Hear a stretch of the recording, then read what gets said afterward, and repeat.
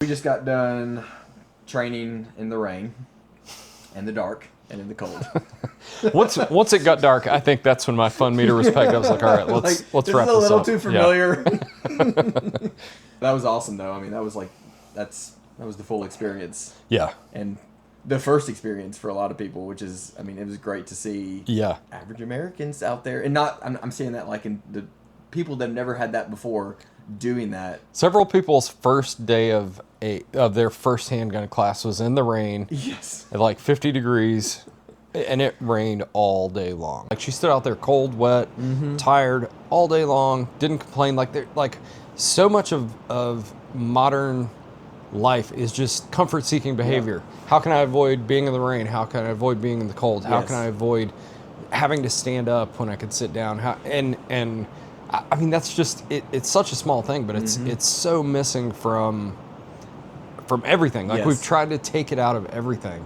Well, I don't know if you remember, but my experience when I went in the Marines, I remember during boot camp, we did one of those like first day pack hikes, and I was like, what is this? I was like, that breakneck pace, 14-minute pace, and we only probably had like 20 or 30 pounds. Yeah. But I was, 18, 17 years old with this day pack, and at the time I'm like, oh my gosh, this is, and then by the end, 13 weeks go by, and you're hiking with your, 60, 70-pound ruck during the Crucible, and then you fast forward a few years, and it's like, oh, assessment and selection, and then ITC. It's like all these things that, these courses, and as you look back, it's like, oh, that's a literal walk in the park compared to what you're doing now.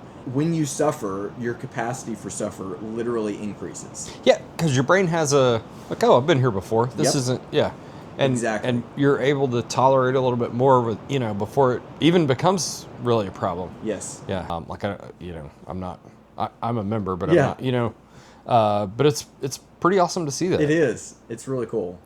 And I think a lot of that is just missing in our society. And so people are drawn to that. Yeah. Because it definitely gives them that relationship and community that, especially with the internet and everyone's here and there, and the people, your friends on Facebook, it's like, okay, well, 98% of them aren't really your friends.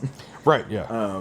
Having that actual community with people you did really hard things with. That's part of it, too. Doing really hard things with people, really uncomfortable things. That's what we miss about the Marines.